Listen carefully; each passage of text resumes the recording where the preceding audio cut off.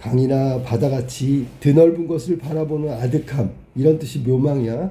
이름부터 봐봐. 내 오늘 밤. 자, 오늘 밤은 시간적 배경이지. 지금 현재 한오리 갈대잎에 몸을 실어. 이게 바로 화자가 지금 존재하고 있는 거야. 이 아득한 바닷속 창망한 물구비에 씻기는 한전바위. 자, 한전바위가 바로 화자가 누워있는 공간이라 그랬지. 공간. 그런데 이 바위는 바닷속에 창망한 물구비에 계속 씻기고 있는 거야. 즉 이걸 다른 말로 하면 파도쯤 되겠지. 그지? 이 바위에 파도가 밀려오는 거야. 계속해서. 자, 그래서 이 누워있는 바위에 누워있는 화자는 바위보다 훨씬 더 미미하고 작은 존재. 바위는 바다보다 훨씬 더 작은 존재. 그래서 결국 자신을 이런 존재로 확인하고 있는 거야. 나는 이런 존재야. 한오리 갈대잎에 몸을 실어 있는 존재. 그리고 그 다음에 나온 바위는 이렇게 씻기우는 존재. 그래서 이론에서는 나의 어떤 모습을 바위보다 작고 바위는 바다보다 훨씬 미미한 존재로 그리고 있다. 이게 이론의 내용이야. 자, 그 다음에 2연으로 가볼게. 이거는 인식과 깨달음에 관련된 시니까 2연. 인생이라니까 여기서 화자의 생을 말하는 거고, 화자의 인생은 갈수록 보달프대. 그리고 몸둘 곳이 아무데도 없다. 몸을 둘 데가 없다는 얘기는 어디? 안주라고 하지.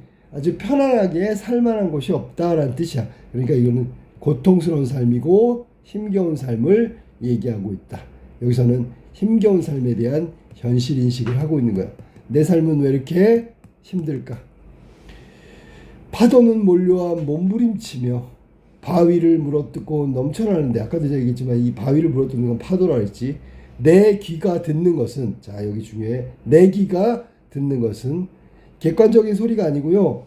마지막의 물결 소리, 먼 해일에 젖어오는 그 목소리뿐. 그러면 결국 그라는 것은 지칭하고 있기 때문에 화자 나는 내 귀로 들을 수 있는 건 내가 듣고 싶은 것만 듣고 있다. 뭐 이런 내용을 담고 있는 거야. 거기다가 여기서 나온 대로 목소리는 젖어든다. 이게 이제 공감각적 심상이지. 청각의 촉각화 정도로 해석하면 되겠어. 그래서 인생의 고달픔과 힘겨움을 인식하고 있는 화자. 외부의 다양한 소리, 많은 소리들 중에서 내 귀에 들리는 것은 오직 그 목소리, 내가 듣고자 하는 것만 듣고 있다라는 뜻이고, 공감각적 심상으로 목소리가 젖어든다. 청각의 촉각화를 표현하고 있어. 이연의 내용, 현실인식 하고 있는 거야. 생각해봐. 현실인식에서 고통스러운 삶이면 뭐만 들릴까?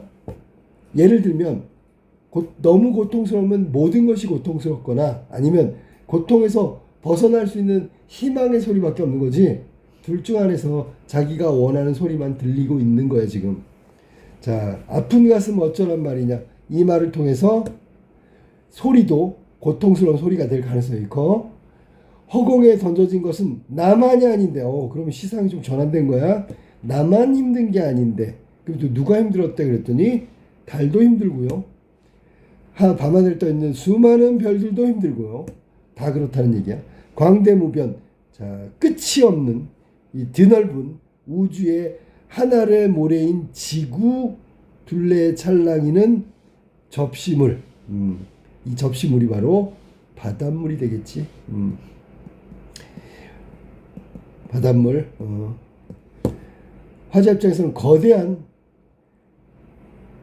묘망 같은 물인데, 실제로는 우주에서 본다면 지구는 하늘의 모래 정도에 불과하고 바닷물은 접시물에 불과하다. 아주 작은 존재.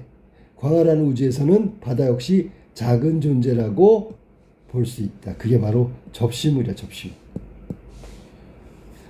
나만이 고생하는 게 아니고 달도 그렇고 수많은 별들도 그렇고 지구 둘레 출렁이는 접시물도 그렇고 그게 바로 바다지, 그지? 그래서 자연도 나도 다를 바가 없다. 우주론적 관점으로 그냥 미미하고 아주 작은 존재에 불과하다. 같은 거란 말이야. 자, 그 다음에 내 오늘 바닷속 한 점의 바위에 누워가지고 하늘을 덮는 나의 사념. 하늘을 덮을 정도면 어마어마한 사념이겠지, 그지? 하늘을 덮을 정도로. 그러면 이거는 추상적인 거고 이거는 구체적인 거지. 사념을 구체적으로 표현했어. 이런 걸 뭐라 그래? 추상적 개념의 구체적 형상화. 아마 배운 적 있을 거야. 여기서는 거꾸로 가는 게 2번 나오기 때문에 조심해야 돼. 자, 나의 사념은 하늘을 덮는다. 추상적 개념의 구체적 형상화. 위에서도 거꾸로 가는 게 나셨지. 목소리, 청각의 촉각화. 이게 거꾸로 가는 게 2번 나온다고. 알았니? 그래서 관념적 대상을 구체적으로 표현한 게 하늘을 덮는 사념. 요거는 예문으로 많이 나오기 때문에 기억하고 있는 게 좋아. 알았지? 자, 그 다음에 이다지도 자금을 비로소 깨닫는다. 이 시가 갖고 있는 메시지는 바로 인식과 깨달음이야. 그럼 뭘 깨달았냐면 인간 존재. 여기서는 자기 자신인데 자기 자신은 인간을 대표한다면 인간이란 존재는 이렇게 작은 거다라는 걸 깨달은 거야. 작은 존재, 미미한 존재. 자, 이게 이제 뭐야, 약간 철학적인 내용의 시라고 생각될 정도로 우리가 그 유치하는 날개 같은 실존주의, 인간 존재야, 우주의 어떤 영원함 뭐 이런 것들 탐구하는 깃발 들어본 적 있지? 깃발이라는 시 다를 바가 없어. 뭐 그네라는 시도 있고요. 되게 많아. 그 다음에 추천, 미당 서정주의 그네 추천. 이것도 인간 존재에 관한 얘기. 묶여있는 존재가 날아가고 싶지만 날아갈 수 없는 깃발 같은 존재. 추천처럼 그네는 묶여있고요. 아무리 가도 계속 그 범주를 벗어나지 못하는 거. 그게 인간의 한계고 인간 존재의 모습이라고. 이런 거 내용을 갖고 있는 시란 말이야. 같은 거야. 더더욱 여기는 우리 인간이란 존재에 아주 우주론적 관점으로 작은 존재라는 걸 인식하고 깨달았다는 이 시를 다 말하고 있는 거야. 자, 그러면 여기 중간에 요거는 좀 알아뒀으면 좋겠어. 뭐라냐면 예를 들어 이런 거. 운율이 느껴지는 요소. 뭐뭐 하는 거니. 그렇거니. 아예 그냥 그렇거니가 반복됐다고 생각해도 돼요. 이거 운율이 느껴지잖아. 그치? 그 다음에 또 운율이 느껴지는 요소가 몇 연에 나오냐면 1연에도 보면 뭐뭐하니 요것만 따진다면 니로 반복됐다고 생각할 수 있어. 근데 이 3연 가니까 그렇거니 아예 단어가 반복됐다 이렇게 얘기할 수 있는 거야. 알겠지? 자, 그러면 이 시를 전체적으로 이야기한다면 여기서는 화자가 스스로 끝없이 넓은 자연 속에서 자신의 존재를 생각하는 거야. 결론을 내렸어. 뭐라고? 아주 우주의 그 기준으로 본다면 아주 작고 미미하고 보잘것없는 존재였구나 라는 걸 깨달은 시가 바로 묘망이라는 조지훈의 시였다. 알았지? 두 번째 시지. 나 큰악산의 마음 한번 볼까? 처음에 다시 태어날 수 없어 마음이 무거운 날은 편안한 집을 떠나서 산으로 간다. 자, 일단 공간의 이동이 나오네. 그지? 집에서 산으로 가는 거야. 그러면서 산에 오르는 이유를 설명했어. 다시 태어날 수 없어 마음이 무겁대.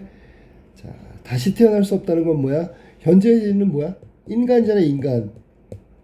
그런데 다시 자연의 일부로 태어나고 싶어. 자연으로 태어나고 싶어. 근데 이건 사실 현실적으로 불가능하잖아. 그러면 자연으로 태어나고 싶으면 태어날 수 있다면 가능하겠지만 못 태어나니까 자연이 있는 산으로 간다, 그런 얘기야. 이해됐지 무슨 말인지? 자, 그래서 첫 번째 이론에서는 다시 태어날 수 없는 고민, 이 고민 때문에 그 고민을 해결하기 위해서 산으로 간단 말이야. 그게 어떤 산이냐면 큰악산이란 말이야. 큰악산 마루터에 올라서면 널려진 바위와 우거진 숲을, 너울대는 굴참나무 잎 사이로 살쾡이도 있고요, 한 마리 지나가고, 썩은 나무 등걸 위에서 햇볕 쬐이는 도마뱀도 있고요, 땅과 하늘을 집삼아 몸만 가지고 넉넉히 살아가는 저숱한 나무와 짐승들. 자, 일단 나열하고 있네. 나열.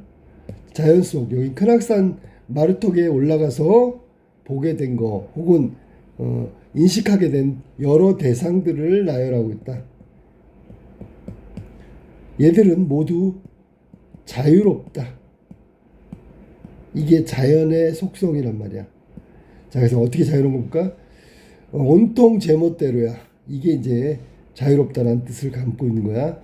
널려진 바위와 우거진 숲을, 바위, 숲을, 너울너울대는 굴참나무 잎 사이로 살쾡이 한 마리가 지나가고, 썩은 나무 등걸 위에서 햇볕 쬐이는 도마뱀도 있고요, 땅과 하늘을 집삼어. 자, 이것도 자유로운 거지. 몸만 가지고 넉넉히 살아가는, 이것도 자유로운 거지. 저 숱한 나무와 짐승들. 자, 이 나무와 짐승들이 바로 한꺼번에 묶였어. 그럼 결국 자연 속에서 자유롭게 어우러져 살아가고 있는 산 속의 짐승들이네. 자, B번에 나와 있는 건 그런 것들이야. 그 다음에 해마다 죽고 다시 태어나는 꽃과 벌레들이 부러워. 해마다 죽었다 다시 태어나. 자, 해마다 죽었다가 다시 태어난대. 그리고 그런 것들이 꽃과 벌레. 얘는 지금 죽었다가 다시 태어나는 거, 이게 뭐하고 관계됐냐면 화자하고 관계된 거야. 화자는 한번 죽으면 다시 자연으로 못 태어나잖아, 그지? 한번 태어난 대로 살아가는 게 화자잖아. 그런데 얘네들은 죽었다가도 다시 살아나는 거야. 화자와 대조적인 삶을 살아가고 있는 자연물들이지, 그지? 대조, 대비, 해석할 수 있어. 호기롭게 야호 외쳐대 보지만 산에는 주인이 없어. 자, 첫 번째, 주인이 없다. 첫 번째, 이건 자연의 속성이야. 여기서는 산의 속성이라고 할게. 산의 속성. 산은 주인이 없어요. 나그네 목소리만 되돌아올 뿐. 높은 봉우리에 올라가도 깊은 산골짜기에 내려가도 산에는 아무런 중심이 없어. 중심이 없대. 자, 요게 두 번째 산의 속성. 근데 여기 눈에 띄는 게 뭐냐면 뭐뭐 가도, 뭐뭐 가도, 뭐뭐 없어, 뭐뭐 없어. 아까 이론에서도 뭐뭐 없어 했는데 읽어볼까? 없어. 이 단어들이 계속 반복되고 있는 거예요. 없어, 가도, 가도, 없어, 뭐 이런 거야. 두 번째 산의 속성, 중심이 없대. 누가 주인공이고 누가 조연이고 이런 게 아니야. 다 주인공이야. 자, 그 다음에 어디서나 맷새들 지저귀는 소리. 여기저기서 산새들이 지저귀고 여울에 섞여 흘러가고, 소리가 있잖아. 여울에 섞여 흘러가는데 아주 자연스러움이지. 인위적인 게 아니라 자연스러움이야. 그러니까 자연 속에 있는 어떤 소리가 다른 소리 이런 것들하고 자연스럽게 여울졌다. 여울과 섞여진다. 지극히 자연스러움을 얘기하는 거야. 자, 그 다음에 지푸른 숲의 냄새가 서늘하게 피어오른다. 지푸른 숲의 냄새. 자, 보세요. 숲의 냄새. 감각은 후각이죠. 근데 지푸르는 시각이네. 딱 눈치챘지? 공간학적 심상. 그 다음에 서늘하게 피어오른다. 서늘하게 피어오른다. 시각이지. 그런데 서늘한 건 촉각이죠. 그래서 시각의 촉각화가 또 한 번 나왔다. 그래서 감각적인 전이 공감각적 심상이 두 번 나왔어. 하나는 후각의 시각화, 하나는 시각의 촉각화. 그래서 공감각적 심상이 두 번 나왔다. 공간각. 요것도 찾아냈어야지. 자, 그 다음에 나뭇가지 사뿐히 내려앉을 수 없고 또 그 다음에 바위 틈에 엎드려 잠잘 수도 없고. 아, 이게 이유야. 자, 아까 얘기했던 이유가 바로 이거야. 응? 뭐냐면 산속이 너무 좋아. 고민을 해결하러 산에 갔어. 자연스럽고 자유스럽고 완전히 자기 스타일이야. 근데 나는 화자는 나뭇가지의 사뿐히 새처럼 내려앉을 수도 없고 바위 틈에 엎드려 다람쥐처럼 잘 수도 없고 낙엽과 함께 썩어버릴 수도 없는 존재란 말이야. 그러니까 결국 자연과 완전한 동화 화자는 어렵다. 그러니까 자연의 산에 머물 수가 없다는 거지. 그래서 요게 산에 계속 머물 수 없는 이유, 산에서 살아갈 수 없는 이유를 드러내고 있는 부분이야. 그리고 운율이 느껴진 요소, 뭐뭐 없고 이런 식으로 단어가 반복됐다. 자, 그 다음에 산에서 살고 싶은 마음 남겨둔 채 떠난다. 이유는 자연과 완전히 동화되는 건 힘들다. 화자는 자연과 완전히 동화되는 게 힘들다는 걸 깨달았어. 역시 인식이야. 그래서 산에서 살고 싶은 마음을 남겨둔 채 떠난다. 그리고 큰악산에서 돌아온 날, 이제 완전히 돌아온 거지. 이름 없는 작은 산. 자, 밑줄 쳐봐. 이름 없는 작은 산. 결국 화자는 이름 없는 작은 산이 된 거야. 이 산은 아까 올라갔던 산 있지. 산이 갖고 있는 어떤 뭐랄까 속성 이런 것들을 배워서 온 자기 마음속의 작은 산이다. 이해됐어? 무슨 말인지? 결국은 이건 진짜 산이 아니고 산이 갖고 있는 속성처럼 화자는 산에서 뭔가를 배웠단 말이야. 느꼈단 말이야. 그 기운을 가지고 왔다는 얘기야. 집에서 마을에서 다시 태어났다. 과거에 고민이 있었던 화자에서 고민을 해결하는 화자로 바뀌었다. 그런 얘기야. 그래서 결국 다시 태어났다는 고민이 해결됐다.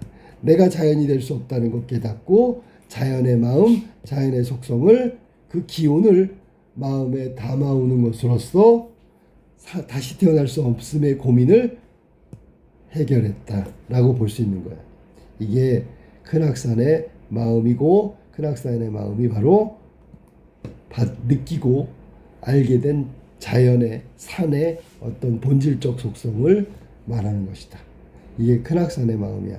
알겠지?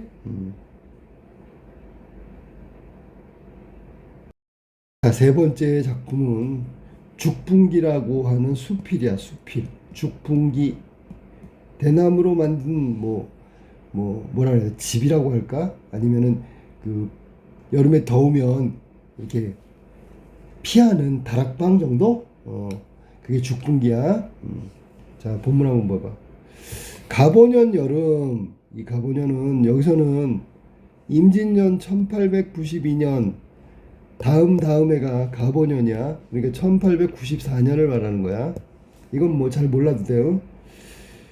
여름 시간적 배경이 나왔고 나는 달촌에서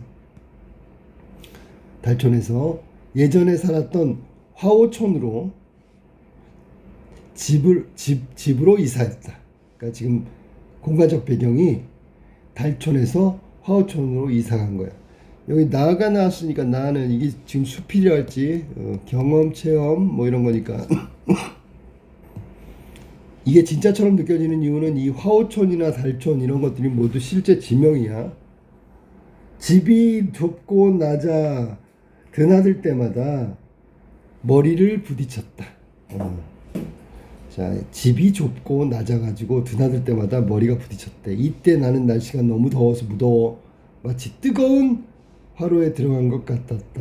마치 오모 같았다. 비유적 표현이 나왔네, 그지? 첫 번째는 집이 좁다는 거. 그래서 부딪히고 불편했다는 거.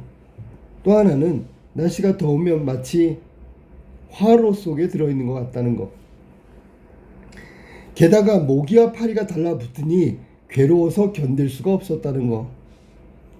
이웃에 사는 이우열과 더위를 피할 방법 죽붕이다.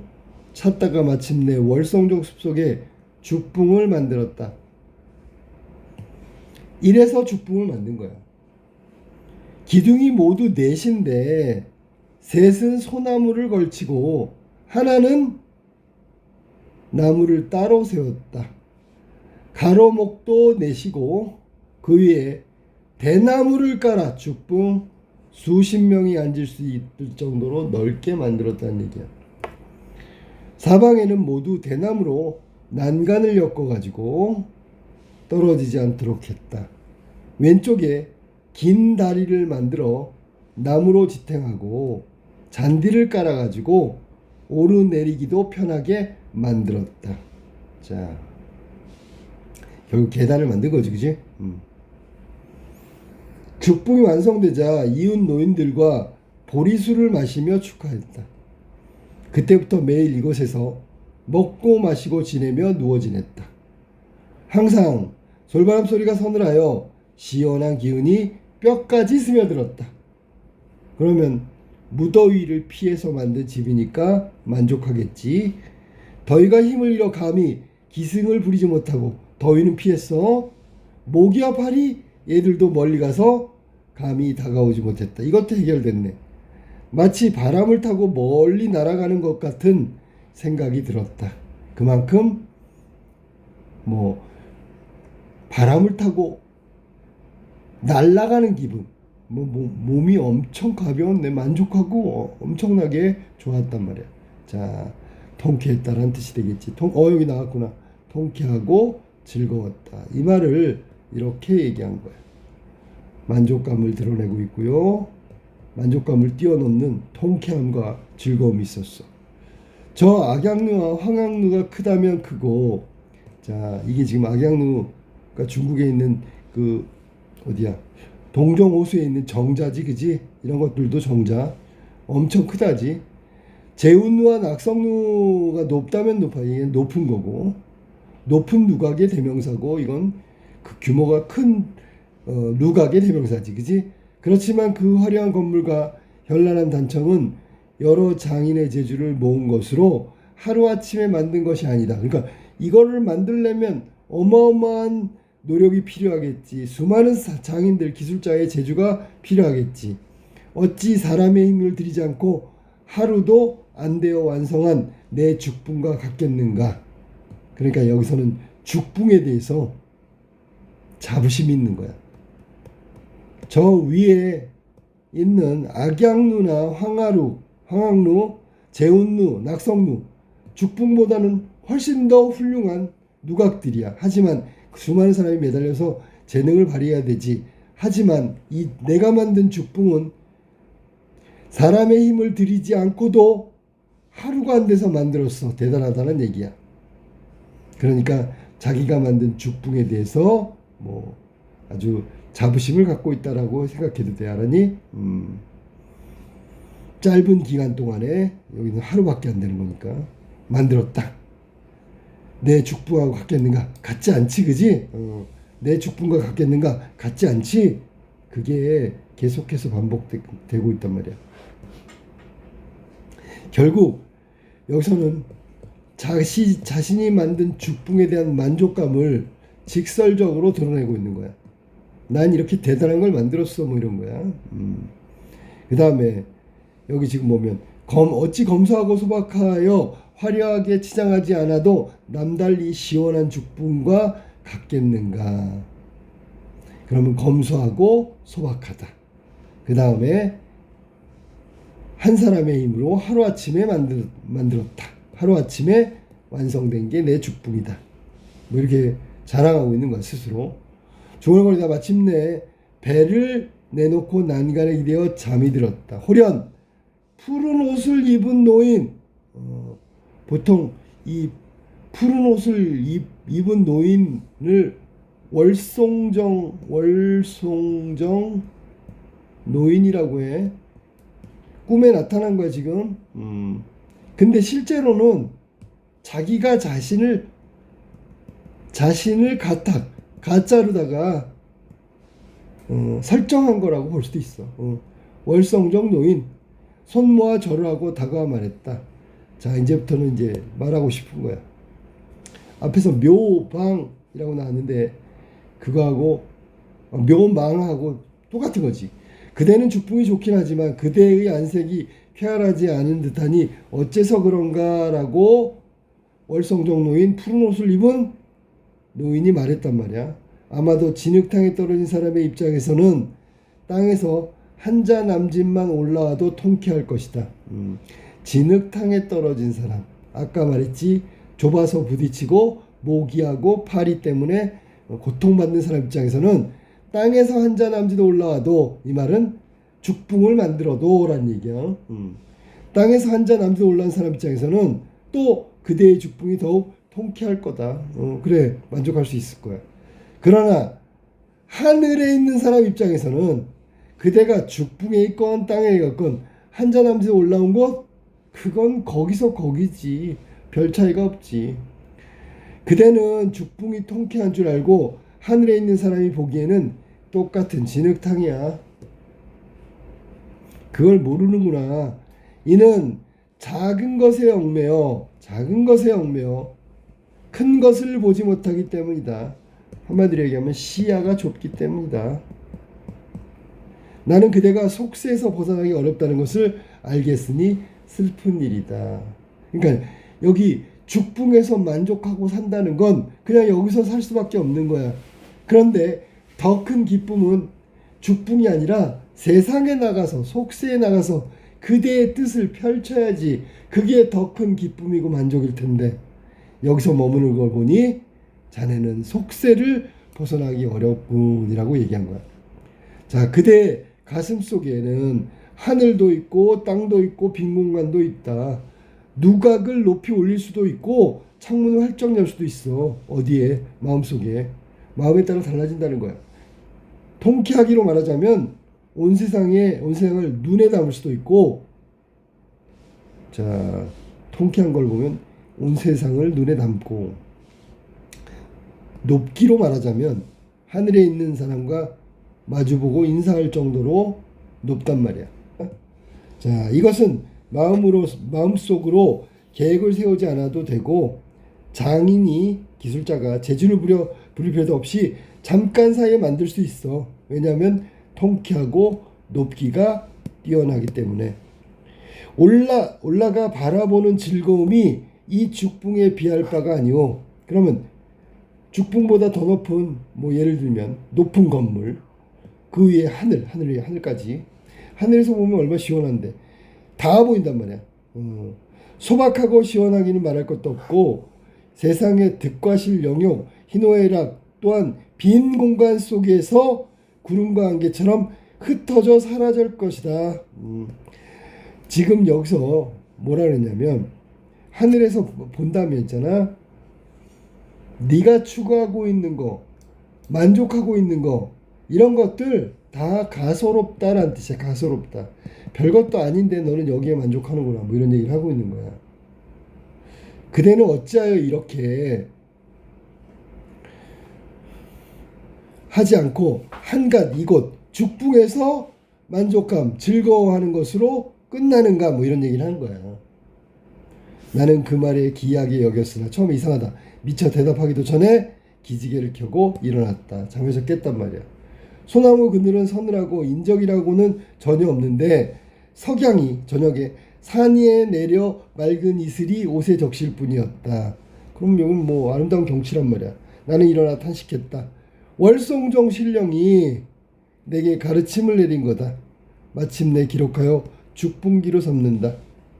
그 결론은 뭐야?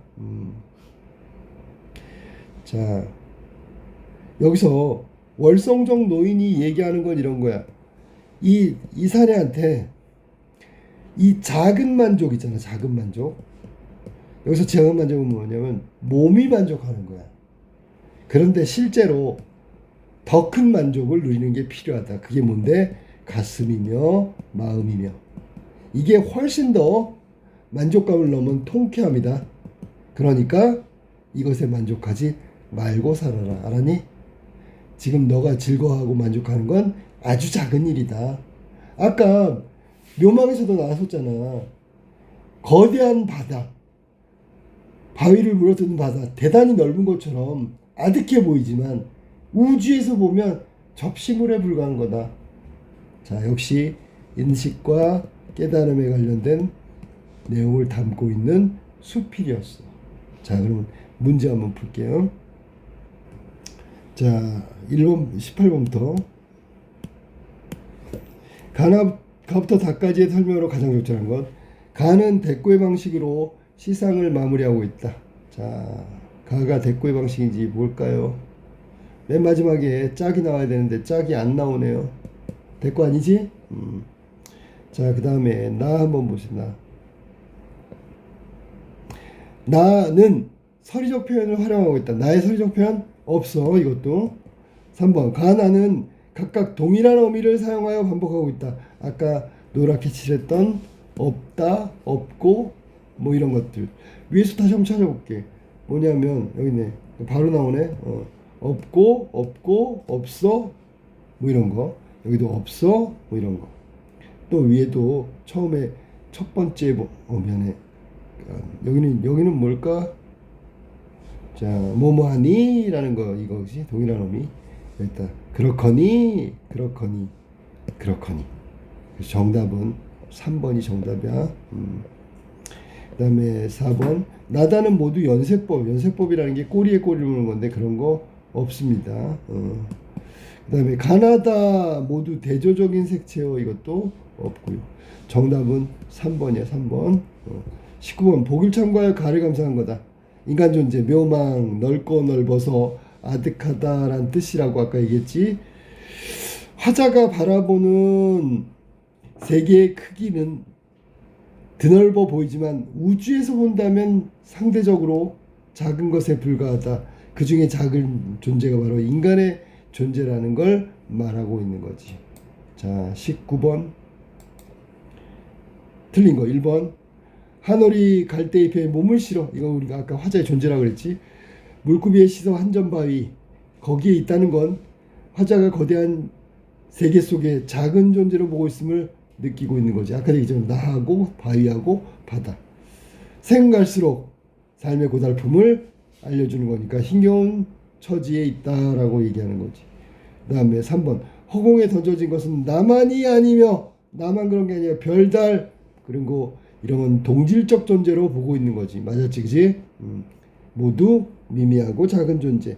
그 다음에 광대무변의 우주의 일부인 지구의 둘레를 찰랑거리는 바다를 향해 너 또한 그렇다고 하는 것에서 화자가 바다를 크고 넓은 세계로 인식하는 건 아니죠. 오히려 접시물처럼 아주 작은 물에 불과하다. 우주론적 관점으로는 그렇다라고 얘기하는 거예요. 드넓은 게 아니죠. 오히려 작다. 나와 다를 바가 없다. 이런 거야. 하늘 덮은 사념은 이다지도 작음을 비로소 깨달았다. 인식. 화자는 사념이 지닌 크기에 대한 깨달음을 통해서 인간 존재에 대한 인식을 드러내고 있음을 알고 있다. 작음을 인식했다. 맞았어. 자, 그 다음에 큰 학산의 마음 20번. 적절하지 않은 것은 어떤 건가? 1번 A에는 B에서는 화자가 한 행동의 계기가 나타났다. 아까 뭐랬어? 다시 태어날 수 없다는 게 산으로 간 이유지. B에는 화자가 대상의 현재 모습, 과거의 모습은 없죠. 이거는 지금 큰악산에 가서 구룡에 가서 본 거야, 본 거. 가서 본 거니까 전부 현재지, 현재. 틀렸어. C에서 화자가 인식한 대상의 속성은 A에서 화자가 자신에 대해서 인식한 내용과 대비됐지, 그지? 화자는 인간이고요. C에서 인식한 대상들은 자연이잖아. 그러면 얘는 정반대 대조대비라고 해야 되겠지. 맞았어. 그럼 D에 나타난 화자가 자신의 바람과 다른 행동하는 이유가 뭐라고? 나는 그럴 수가 없어. 다람쥐처럼 바위 틈에 잘 수가 없어. 뭐 이런 거였지. 현실적으로 자연과 완전히 동화되기 될 수 없음을 알았단 말이야. 그러니까 거기 머물면 안 되겠지. 맞았지. 그 다음에 E에서 나타나는 화자의 태도 변화, 작은 마음을 가지고 왔다 그랬지. A에서 화자의 행동으로부터 비롯된 거야. 그치? A에서 당연히 A에서 B, C, D를 거쳐가지고 E로 가는 거잖아. 그치? 그러면 B, C, D를 거쳐서 E로 가는 거니까 처음에 시작은 A에서 시작됐다고 말해야 되겠지. 맞았어. 정답은 2번이다. 자, 21번으로 가볼까? 기억과 니은에 대한 이해로 가장 적절해요. 자, 기억과 니은에 대한 이해. 기억이 뭐지? 자, 기억과 니은에 대한 이해. 기억은 물결 소리고, 물론 자기가 듣고 싶은 마지막 소리라고 얘기했어. 니은은 이건 나그네 소리야. 자연과 어울릴 수 없는 나그네 소리. 자, 기억은 화자가 외부에서 비롯된 소리고, 맞았어. 외부에서 나는 소리. 니은은 화자에게서 비롯돼서 정답 1번이네. 나그네가 바로 큰악산, 산에 온 화자이기 때문에, 그래서 나그네의 마음은 화자의 마음이고 화자의 내면 소리다. 자, 그 다음에 22번. A부터 E까지 설명으로 적절하지 않은 거. A부터 볼게. 선생님이 화면 봐봐. 아니, 화면이 아니라 너네들 거 봐봐. A. 자, A 한번 봅시다. A. 집이 좁고 낮아. 이사한 집의 특성과 날씨로 인해서 매우 힘들었다가 좀 불편하고 부딪히고 힘들었다. 맞았고. 자, B. B는 가로목도 내시고 그 위에 나무를 깔아 수십 명 아주 널찍하게 만들었다는 얘기지. 규모가 넉넉하다. 맞았고요. C. 마치 바람을 타고 멀리 날아가는 것 같은 통쾌한 마음이 들었는데 충분히 만족하고 있음. D.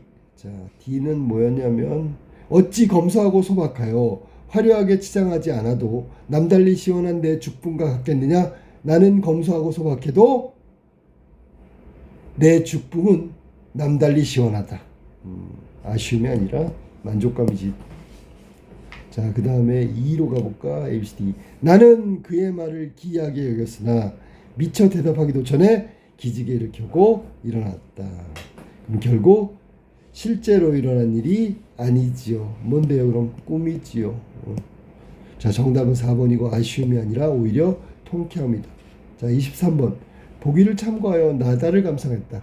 자, 큰악산의 마음과 죽분기 이걸 감상했어. 그냥 감상한 게 아니라 보기를 가지고.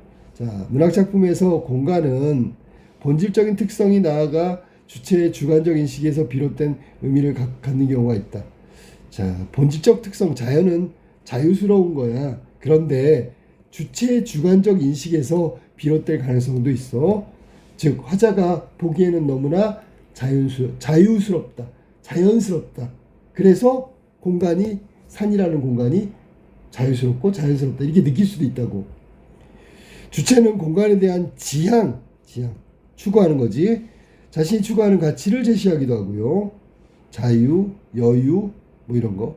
공간을 통해 당면한 문제를 해결하는데 이때 공간은 구체적인 공간일 수도 있고 관념적인 공간일 수도 있지. 여기서는 구체적인 공간, 산이 있지요. 근데 이거를 자연이라고 생각해도 되겠죠.